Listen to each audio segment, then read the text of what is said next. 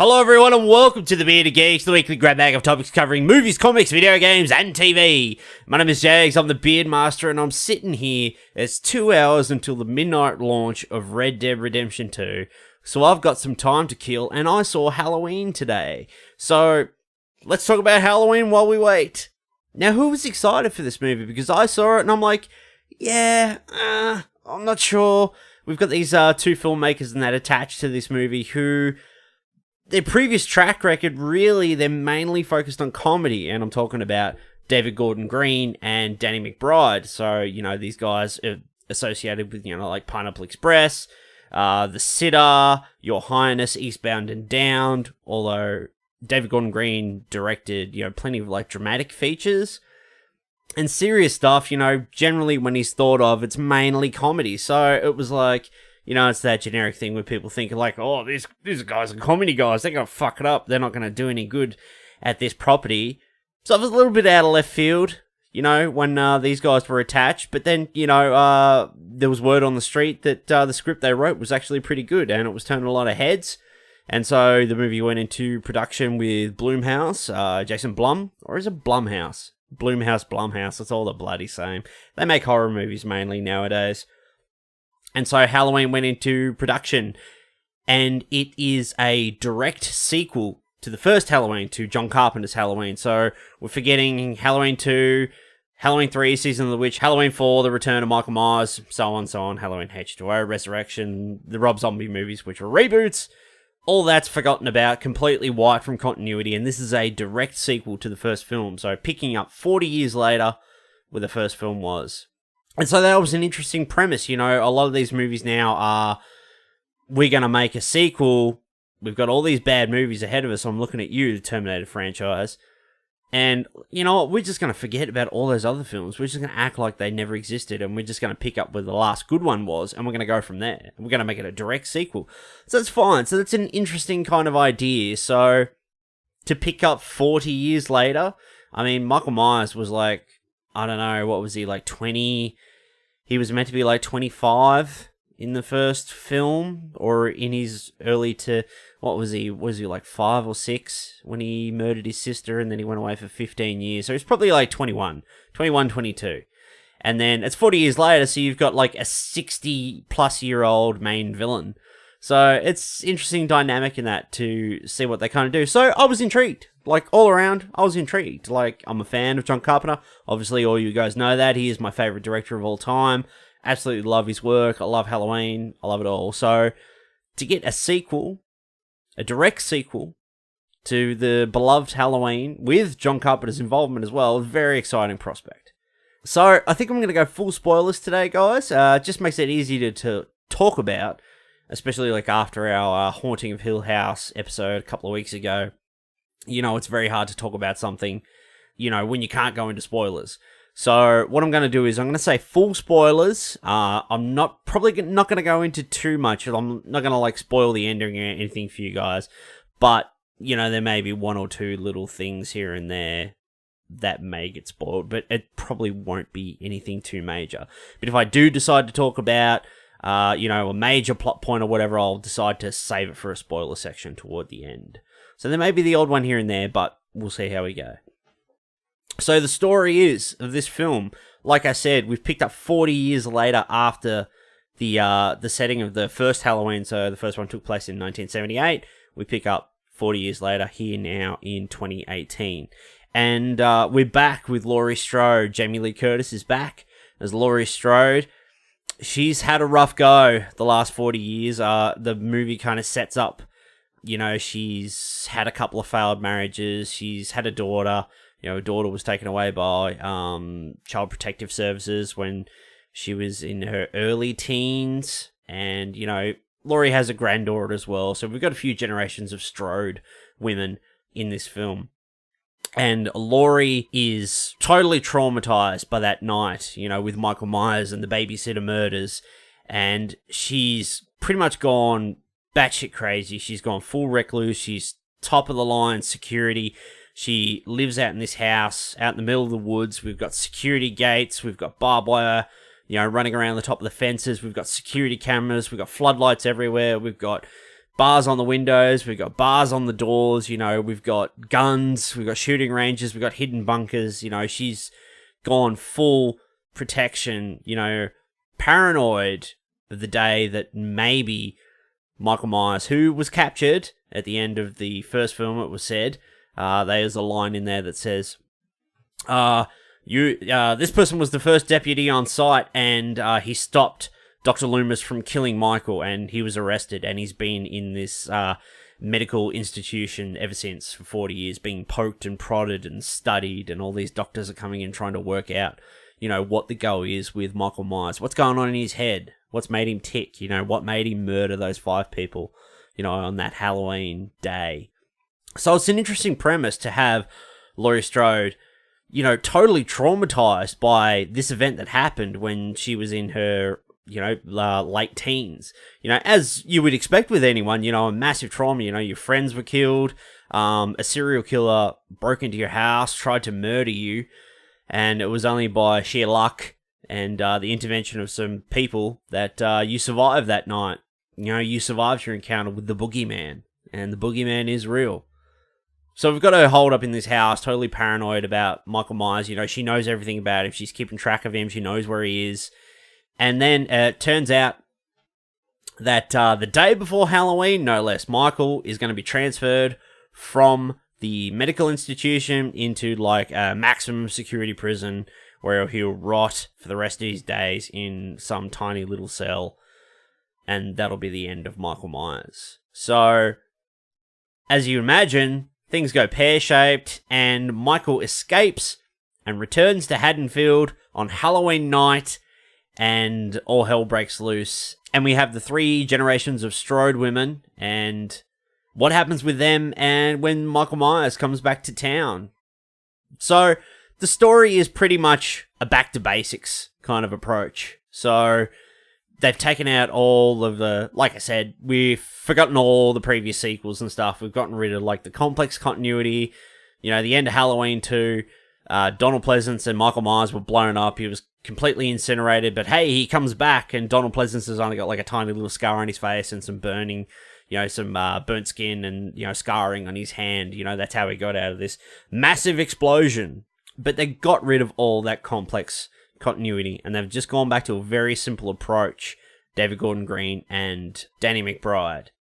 So to keep it in line with the first film, Michael Myers comes to town, gets fixated with people, and just goes on a murderous killing spree. So that's pretty much what they've done in this one, but we've taken it up a notch for modern audiences. So, you know, modern audiences, younger audiences, like to come to a horror movie, you know, see a bit of blood, a bit of gore, you know, a bit of scares, the odd jump scare here and there, you know, not too many, because we want to keep it simple, and we try to want to keep that tension up and create an atmosphere like in the first film. So as you can imagine, once Michael gets his hands on the knife, you know, that's, you know, things are going to get bloody, to say the least.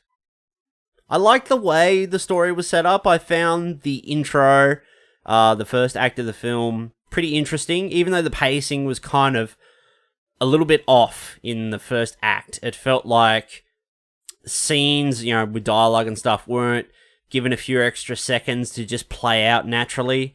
It would be, someone would say their line of dialogue and then cut to the next person, and then someone would say their line, and there's no breathing room, you know, at the end of the dialogue. It's just, say your line, cut back and forward. And it felt just like we're at like half speed faster, like, let's get this out of the way so we can get to the good stuff and we can get when Michael Myers comes back to town.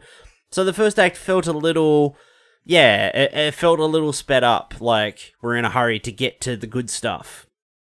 Whereas in the second act, it got a little bit messy. There were parts of the second act I did enjoy, but then the second act was, yeah, the messiest of the film. But then when we got into the third was great. The third was quite good. The ending, we'll get to that. But all in all, it was pretty well set up. Like, the story in that was quite good.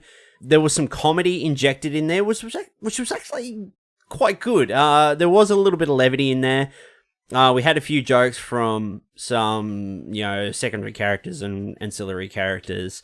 You know, like a kid that's being babysitted who just happened to have a couple of funny lines. They got a few laughs out of me and out of the audience and that I was with. There are a couple There's like one extra joke after that though. There's, Michael gets to the killing and shit starts to get tense and, knives are thrown around and, there's a bit of blood and stuff. And this kid cracks a joke just after that starts and kind of, it was funny too. And it kind of just brings down, like, we've had a few jokes and now we're into the tense, adrenaline inducing part of the scene.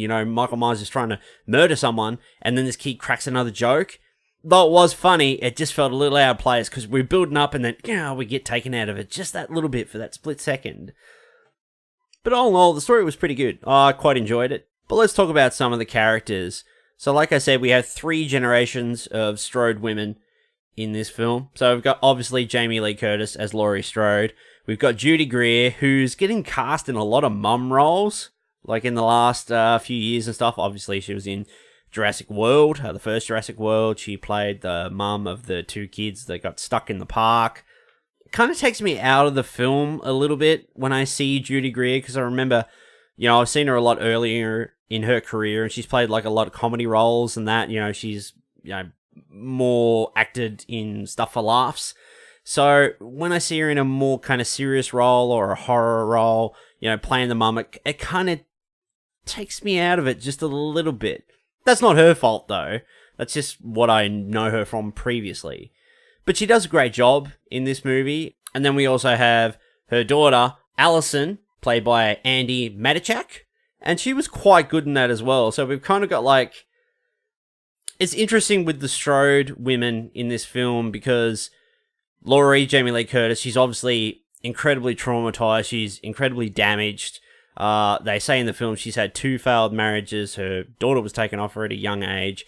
And as she was growing up, she mentions in the film, at 8, I was taught how to shoot a gun. I was taught how to fight. I was taught, how to survive. And it's really interesting because, she gets taken away and then she's grown up and she's living her life. She has a husband, they have a home, they've had a daughter, and she's trying to get away from her mother's craziness. She believes, Michael Myers is locked up. He's not going anywhere. Mum, you've got to get over it. You have issues. You have mental issues. I just want you to be normal and, you can interact back in with this family and that again, and we can be one big family. So Jamie Lee Curtis is kind of like the very traumatic side of the spectrum. And Judy Greer's, the daughter is Karen, she's trying to move away of that. So she's kind of the opposite end of the scales.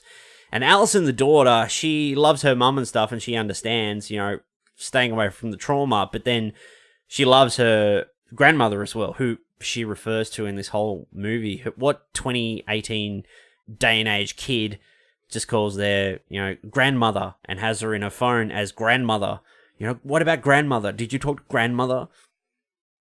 So she's kind of in the middle of the scale. So she, she lives a normal life and, she's away from all that sort of stuff. But she feels the sympathy in that from her grandmother and wants her grandmother to be included. And she wants to help her as well. So it's kind of like we have this Strode women at 3 different points. So we've got Laurie on one end, Judy Greer on the other, opposites. And then Allison in the middle. So she's kind of like treading the line between the two. Do have a lot of supporting characters in that as well. A lot of the supporting characters actually do get a little bit of time in that to shine as well. Like, if there's a supporting character in this movie, they've taken the time to give each of them just like a piece or two of dialogue. So you can just get a little sense of that character. And I guess that maybe that works into the deaths and stuff as well. Like, you care a little bit more about this one character if you've gotten to know them just a little bit. Or you get just a little bit of a sense of them, just enough. So if they do happen to die, then you're like, oh, it's not just some, random security guard walks in and be like, hey, I'll escort you out of the thing, and then they get killed. And it's just like, oh, now that guy's dead. So they put just a little bit of effort into all the characters in this film. The major characters obviously get plenty of lines, obviously. But some of the secondary and ancillary characters do get dialogue and stuff. So it's kind of an interesting... I see what they've tried to do there. In some cases it works, and in others it really doesn't. There's one particular scene... it's probably at the end of the second, beginning of the third act. There's a scene in a cop car with 2 cops who are stationed outside Laurie Strode's house. and they have this really awkward and weird conversation about Vietnamese sandwiches, and it really takes you kind of out of the movie, and it really feels out of place, that entire scene. So I really felt like you could have cut that. It wasn't necessary, or you could have had a different dialogue, maybe relevant to the actual movie or what's going on, not just a complete... I understand trying to inject some comedy and a bit of levity into it, but that just felt way too out of place. It's all right to have, the kid who's being babysit crack a funny joke when he's running away, or, when they're going to investigate the scary bedroom or something like that because he's seen something. It's fine for him to crack a joke, but this one was, it was way too out of place, and it was just totally awkward and kind of took you out of the movie. That it was probably a 60-second scene, but it was a 60-second scene that wasn't needed, or could have been something completely different that actually serviced the film and serviced the story. We do have another character, the Doctor character in this film. His name's Dr. Sartain, and it's actually kind of meta. It actually is kind of like a meta response. Like, we meet him at the beginning of the film in the hospital. He mentions that I was a student under Dr. Loomis, and now that he's gone, I've kind of taken over. And I've been studying Michael for the last, couple of decades or whatever, trying to understand him and trying to get inside his head, find out what makes him tick. And there's this scene about halfway through the movie where these two characters meet. So Jamie Lee Curtis, Laurie Strode, and Dr. Sartain meet, and they're introduced. And she has this comment which is kind of meta, and it's kind of asked like, we totally understand what's going on, but it's kind of a very meta comment. He's introduced to Laurie, and she says, "Oh, so you're the new Loomis," which is kind of like, it is good dialogue for the movie, but at the same time, it's a little bit meta. It's a little bit fourth wall breaking as well. So I kind of appreciated that. That got a little grin out of me. That got a little smirk out of me. I did appreciate that. He's fine, but, he's no Donald Pleasance, and no one ever will be Donald Pleasance.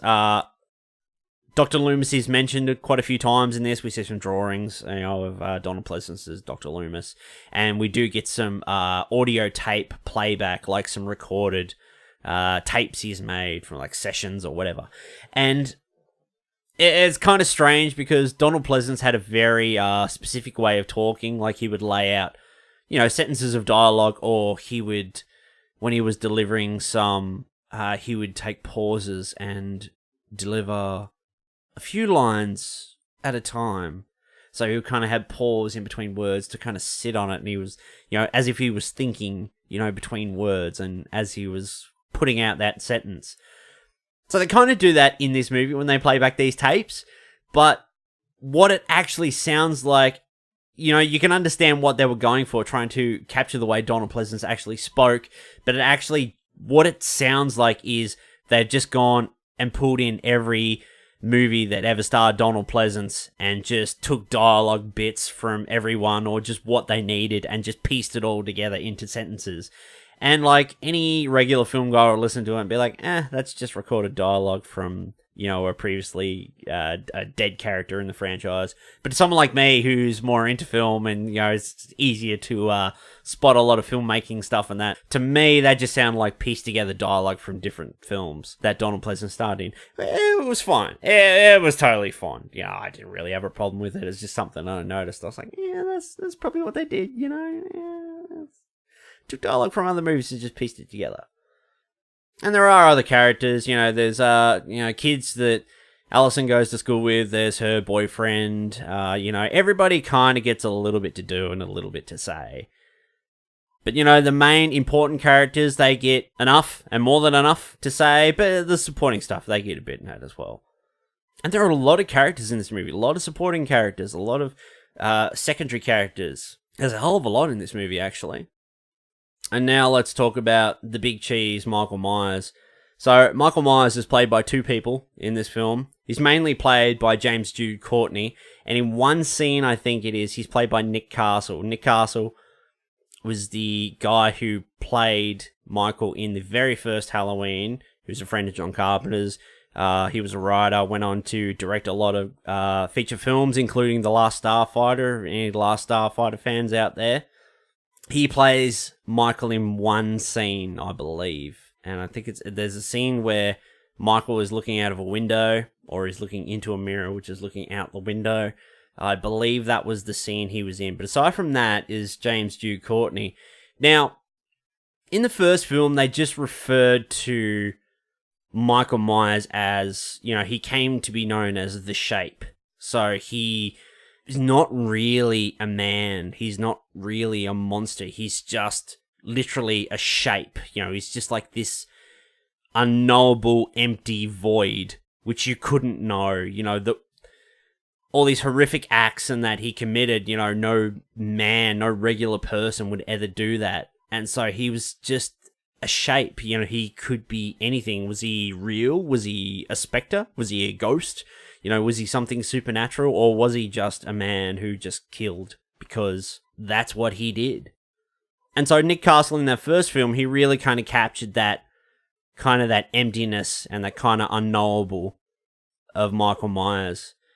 And James Dew Courtney in this film, he really has an intimidating physical presence. Like, they show him out of costume. They never really show his face front on. You get the odd side shot, or he's kind of out of focus in the background, but you never ever get a frontal of his face. And he's a big dude as well. He's a really big guy. And the way he carries himself is... They've made Michael Myers in this movie terrifying again and incredibly threatening. You see him and the way he carries himself and the horrific acts he commits in this movie. And Michael Myers is terrifying again. He's scary. He's imposing. He's unnerving. And the breathing, just, that capturing of when Michael is close to the camera, you could just hear him breathing under the mask, the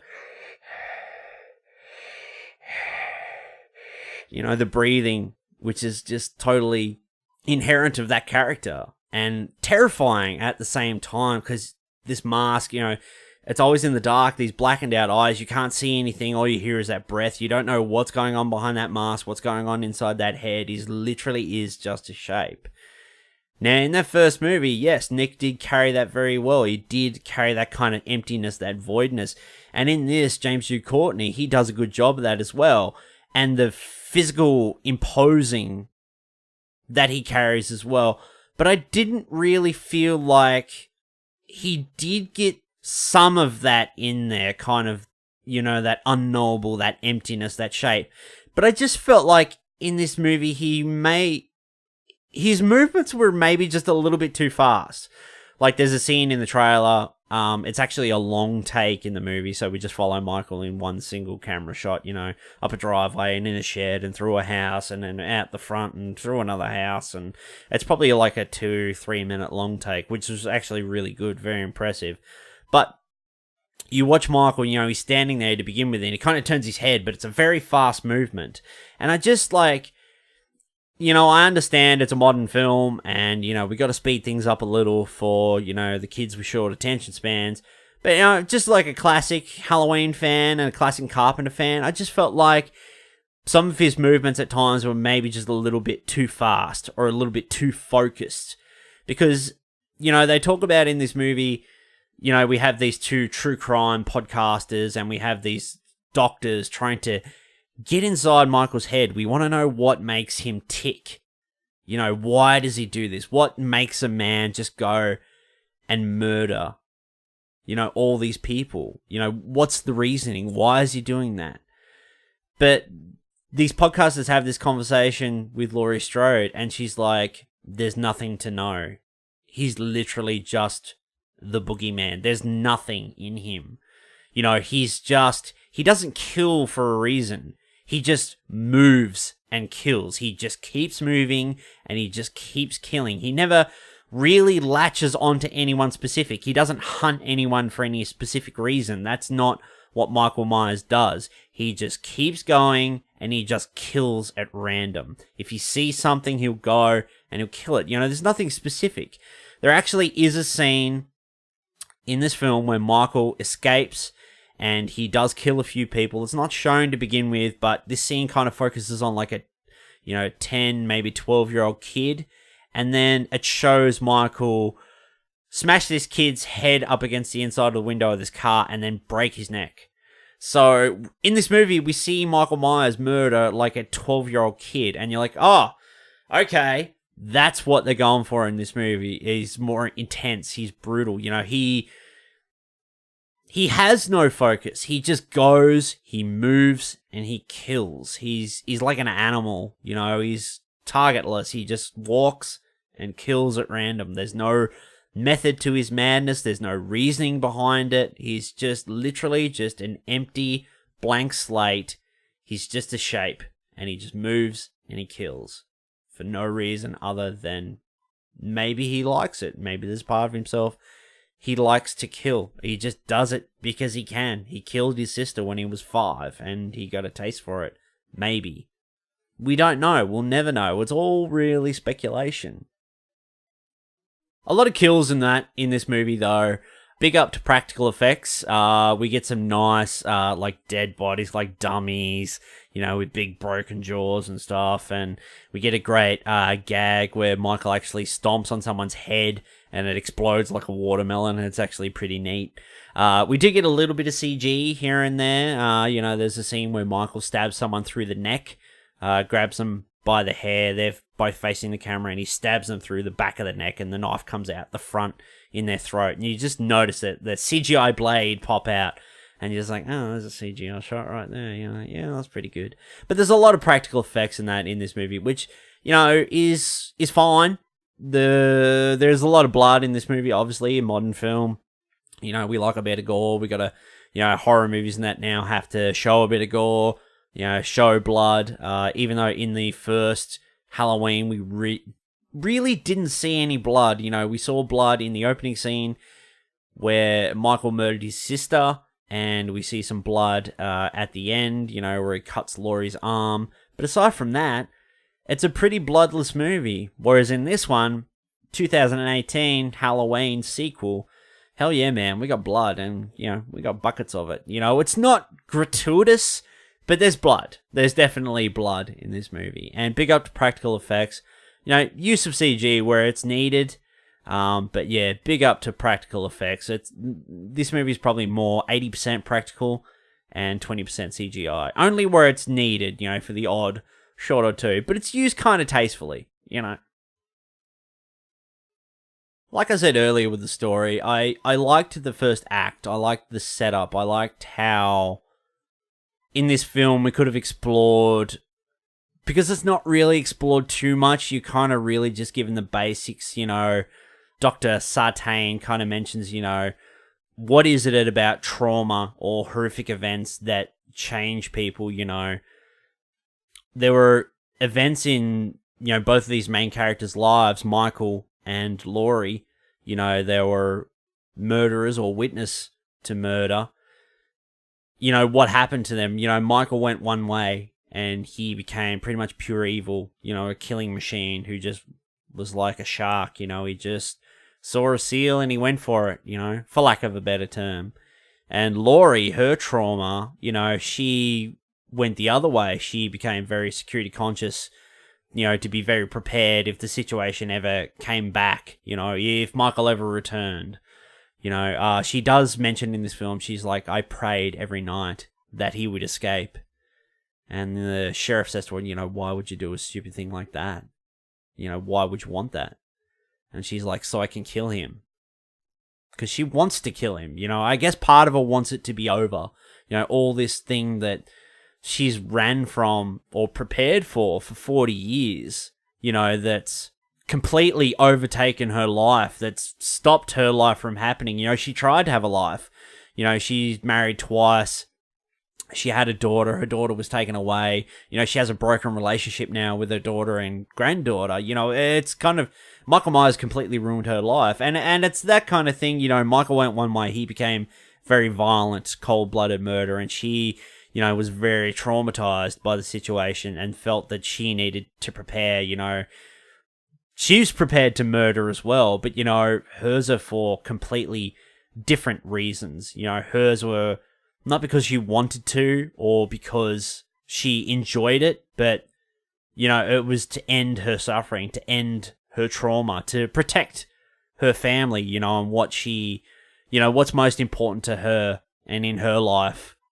But a lot of that's not really explored. I mean, it's kind of touched on, but, you know, you could have went into so much more. You know, you could have taken this movie a different way. You know, it could have been an extra 30 minutes longer. We could have explored that a lot more. But then at the same time, this is a October release, you know, horror film. You know, it's called Halloween, being released right before Halloween. You know, modern audiences, you know, a mainstream film that's going to get released in mainstream cinemas, you know, they're not really interested in that.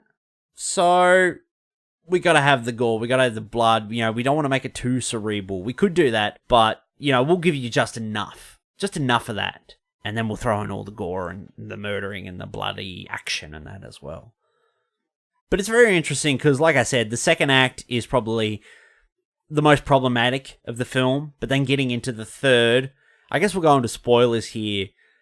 In the first Halloween, the third act of that film was Laurie Strode was the victim and she was being terrorized. She was running from Michael Myers. We followed her through the house and, you know, Michael appearing here and there. You know, it was all from her perspective. But in this film, obviously, Laurie and Michael come into contact again at the end of the film. Not because Michael's chasing her, not really. It's just because I'll tell you why. I was wondering how they were going to get to this, how they were going to get Michael from Haddonfield out into the sticks where Laurie lives. You know, she lives out the back of Whoop Whoop in the middle of the woods, you know, in highly fortified bloody, you know, house, you know, piece of land. And I was like, how the hell is Michael going to get through all those gates, get through all those doors, all that security and that, and into that house? So then we find out Dr. Sartain, there's a twist where the sheriff and Sartain are in the car and they see Michael and they run him down and they get out of the car and Sartain, the sheriff wants to shoot Michael. He wants to shoot him through the head and make sure he's actually dead. And then Sartain kills the sheriff and there's a scene where, you know, he's wearing Michael's mask and, you know, he kind of says some dialogue like, oh, so this is kind of what it feels like, you know, to be Michael. And he dumps Michael in the back of the car, and Laurie's granddaughter's in the back with Michael as well. And then there's this all this dialogue and that from Sartain saying, you know, I studied Michael for years, and I tried to figure out, you know, what makes him tick. And, you know, I feel like, you know, the reason he keeps on going, he stays alive, is because eventually he wants to come back into confrontation with Laurie and finish what he started. I'm like, okay, that's kind of a little bit of a contradiction to what you were saying earlier. Michael's just a thoughtless, you know, killing machine, you know, with no rhyme or reason to his methods, you know, no methods at all. He just walks and kills. And Sartain says, like, he starts to drive him out to Laurie's house and he's like, I'm going to put him back into confrontation with her and maybe I'll be able to figure out, you know, I'll be able to see more. You know, he never spoke to me in the whole 40 years or whatever, or the 30 years I studied him. He never spoke to me once. And I need to know. I need to study him. I need to find out what's going on. So he's essentially driving him out to Laurie's house. And I'm like, oh, okay. This whole thing literally exists just so you can get Michael Myers to the end of the movie, so we can get the end of the movie to happen. That was kind of a little bit weak. And yeah, I didn't really appreciate that a whole lot. Like, I understood you had to get to that point, but, you know, you probably could have found a better way to do it. Michael obviously eventually kills this doctor, and he gets out. He gets onto the property, and then somebody just happens to come out of the house and leave the door unattended or whatever, and then Michael ends up getting into the house. And Laurie takes it upon herself. You know, she's kitted up with guns, very Sarah Connor-like as well. I got a little bit of that. There was a scene at the beginning of the film where, you know, she was at the firing range at the back of her house, and she's checking all her guns and cleaning guns and loading them, and she's even kind of dressed like Sarah Connor in T2, so I got a very Sarah Connor vibe off her in that scene. But it was really just that one scene, because she's actually really a very crazy lady who's incredibly traumatized, and, you know, she's kind of batshit crazy, really. So there's a little bit of that. So, like I said, the first film was Laurie. It was from her point of view in this house, trying to get away, trying to hide from Michael Myers, and he was just coming after her. You know, he come out of the blue. He came through the closet or the wardrobe or whatever. This kind of spins that on its head because, again, at the end of this scene, we're going through this house, or the end of this film, beg your pardon. We're going through this house and we're totally focused on Laurie, but Laurie is the hunter in this. She's lurking through the house trying to find Michael. You know, she's got the rifle in her hands, and she's going from room to room, and she's locking the rooms down, because all the rooms have shutters. So she's going from room to room, trying to find Michael, locking down each room as she goes. And eventually she does find Michael, you know. There are a lot of throwbacks in this movie to the original film, and I mean quite a lot. But there's a scene here where we get the big, you know, double 4-door opening closet, you know, with the slatted doors like in the first film where Michael breaks through and she attacks him with the coat hanger. So we get that, you know, she kind of makes her way through and she's the hunted, you know, in this situation. Beg your pardon, she's the hunter, you know, after Michael Myers in the situation. So it's kind of a nice flip on that. It's got a nice spin on the first film. And the last act was actually quite good. And we get to the end and, you know, they trap Michael in the house. Judy Greer, she actually has one of the best lines in the movie, one of the coolest scenes. She's hiding in the basement and Michael finds them. And she's got the gun there and she's protecting her daughter and she's freaking out. And Jamie Lee Curtis isn't there. And Michael's, you know, upstairs and she starts to cry and she yells out, "I'm sorry, Mom, I can't do it."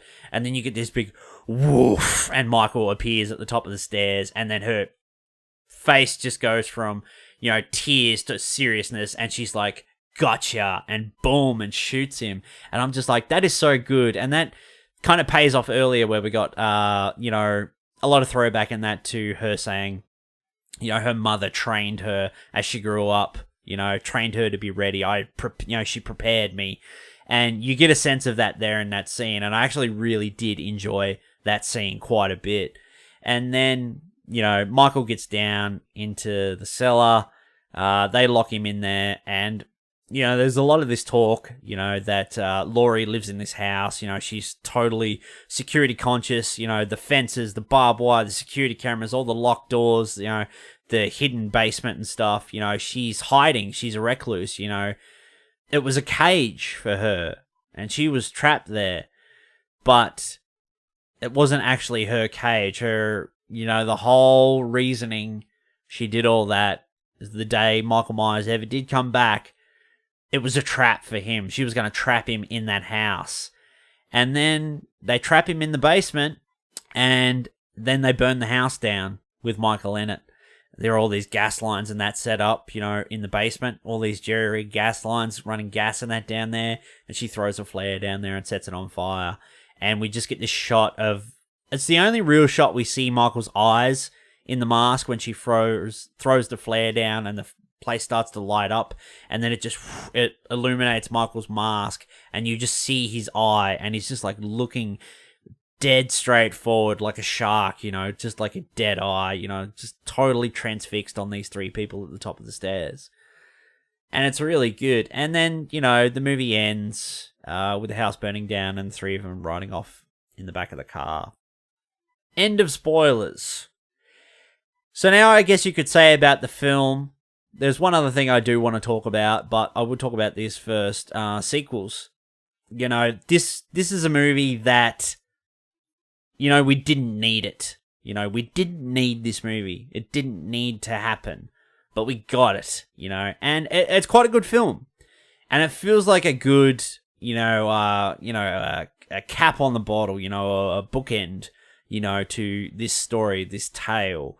And where this movie ends, for me personally, it could end just there and I'd be 100% happy. Like I said, we didn't need this movie. It didn't need to happen, but we've got it. And it's pretty bloody good. And the way it's ended, I'm totally happy with it. Like, I don't need to see another Halloween movie.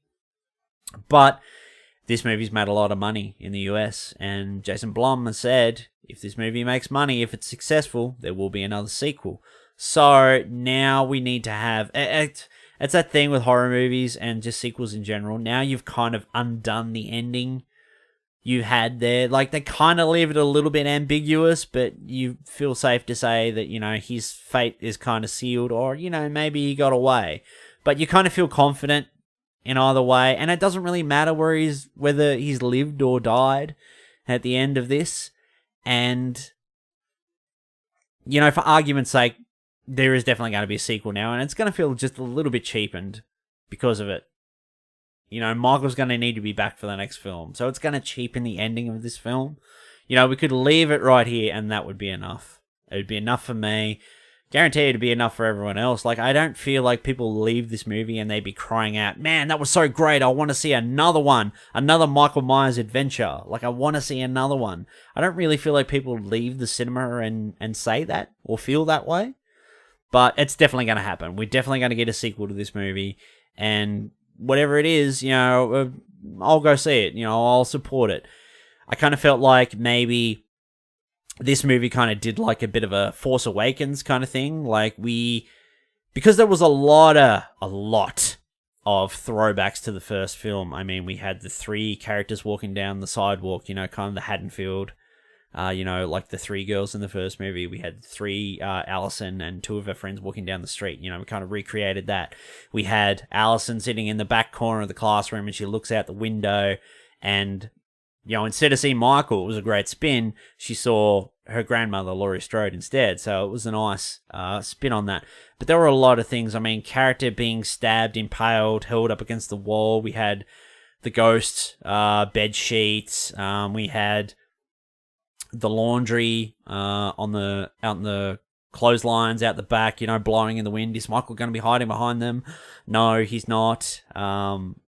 You know, but we had a lot of that. We had Laurie fall off, you know, being thrown off the second story deck onto the ground, and then Michael sees her down there. He looks back, and then he looks again, and she's gone. You know, there's a lot of that. There's a lot of throwback. So is that kind of like a Force Awakens thing? Like, we're going to remind you what the first Halloween was like and what you loved about it, and then if we get the chance to do another one, we're going to do it completely different, or we're going to take it a step in a direction. You know, another direction. You know, we're going to expand on it a bit more. And, you know, maybe they will. Or maybe they'll just give us another one of what we had. So, you know, I'm kind of fine with that. To wrap this up, I did like this movie. I did. There was a lot of great reviews in that out there for it. I only really read the headlines. I never really wanted to read anything because... reviews. I never wanted to read any reviews because this was a movie that I wanted to go see, and I wanted to see for myself, and I wanted to make up my own mind. And you know what? I liked it. It was quite good. It was very well made. It wasn't perfect, but you know, for 2018, it was a pretty good horror movie. I mean, it was a great horror movie for this year. Would I recommend this movie? Definitely. It's a great October film. It's a great Halloween film, and it's a great Halloween season film. So I recommend you go see it. It's a lot of fun. See it with an audience and that as well, a big audience. You know, you'll probably have a good time. And it's a good big audience movie. I quite liked it. I liked where it went for Laurie. I probably would have liked to have, you know, seen some of these themes and that explored a little bit more. Maybe beefed it up a little bit. But I really did like the movie. If I was to give it a score, I'd probably give it a 3.5 out of 5. It's definitely a good movie, one of the better movies of this year. Not to say it's up there with one of the best of the year, but it's definitely one of the better movies of the year. It was really good. I like what it did and where it ended, and I don't feel like I need to see another one. I'm totally satisfied with what I got. I know we will get another one, but you know, I could walk away right now and be happy and never see another Halloween film ever again and be totally content with that. I mean, because this is a 40-year-old franchise. I mean, where do you go? You know, how do you keep Michael Myers coming back? And then you've got to defeat him every movie, and then he comes back again. You know, I mean, how do you keep doing that in this day and age? You know, without cheapening it and keeping it fresh. You know, it'd be very difficult. And one thing I did forget to mention, which I will mention now, is probably the best part of the film is the score, because John Carpenter and his son, or his sons. I'm not sure if the other guy's his son. I don't think so. But the three guys who pretty much make up, his little band, his roaming musician band, him and his son, and the other guy, Daniel Davies, they did the score for this film. And the Halloween theme is there. It's not overused. They use it in the intro. They use it during the long take and at other times, but they kind of break it down a little bit. They deconstruct it a little bit. They play like a slowed down version, but there's a lot of other score in that here, which is fantastic, there's one bit where Allison's being pursued by Michael, and the score that they played there was a big standout for me. And I kind of just looked at the track listing, and there's like a 58 second track on the soundtrack, which is Michael Pursues Allison, or something like that it's called. So yeah, I thought the score was fantastic. The score was definitely a 10 out of 10. It was great to have Carpenter back, him involved in the franchise that he pretty much created. Him and Deborah Hill and Nick Castle and Jamie Lee Curtis and all these young people, that got together in 1978 on a shoestring budget. It was just a bunch of kids, and they made this movie, which went on to be such a huge, influential hit. I mean, it changed cinema, really. It really did. So, Halloween 2018. I liked it. I would recommend it. 3.5 out of 5 from Jages, the Beardmaster. Alright, let's wrap it up. If you want to find the Bearded Geeks online, you can go to Facebook, facebook.com/BeardedGeeksPod. If you want to listen to the show, you can check us out on iTunes and SoundCloud, where you can also download the show, and you can check us out on YouTube if you like to hang out on YouTube. If you want to buy a shirt, you can go to tpublic.com and search for the Bearded Geeks, and we're also on Twitter at BeardedGeeksPod, and we're on Instagram at the Bearded Geeks. Now, it's time for me to wrap it up. What time is it? Let's see. At 10:30. Red Dead Redemption 2 will be released in an hour and a half, so I better get ready to go this midnight launch. Thanks very much, everyone. Thanks for sitting here and listening to me talk about Halloween. I've actually really enjoyed it. Thanks very much, and I guess we'll see you all next week on the Bearded Geeks. Hey!